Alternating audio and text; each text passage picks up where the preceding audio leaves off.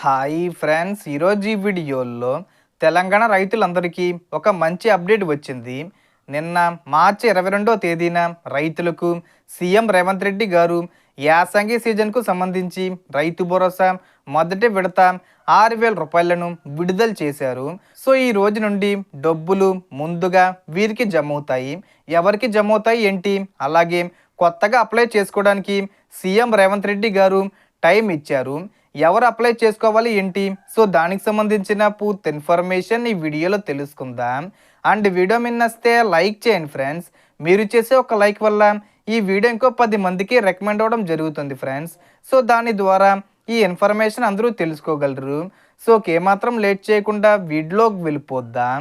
So నిన్న మార్చి 22వ తేదీన సిద్దిపేట పర్యటన సందర్భంగా ముఖ్యమంత్రి రేవంత్ రెడ్డి గారు రైతు భరోసా పథకం కింద భారీ మొత్తంలో నిధులను విడుదల చేశారు.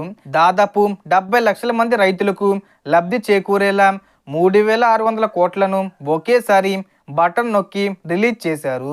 అయితే నిన్న బ్యాంకులకు సెలవు ఉండడంతో ఈ డబ్బులు నిన్న జమ కాలేదు. కానీ ఈ రోజు నుంచి రైతుల బ్యాంక్ అకౌంట్లోకి డైరెక్ట్గా జమ అవుతాయి. అంటే ముందుగా ఈ రోజు నుండి 1 ఎకరం ఉన్న రైతులకు మాత్రమే జమ అవుతాయి. దాదాపు 10 రోజుల్లోపు అందరికీ జమ అవుతాయి. ఇక ముఖ్యంగా సీఎం చెప్పిన విషయం ఏమిటంటే, మొత్తం 45 రోజుల వ్యవధిలో 3 విడతలుగా కలిపి 9,000 కోట్లను రైతుల ఖాతాల్లో జమ చేస్తామని తెలిపారు.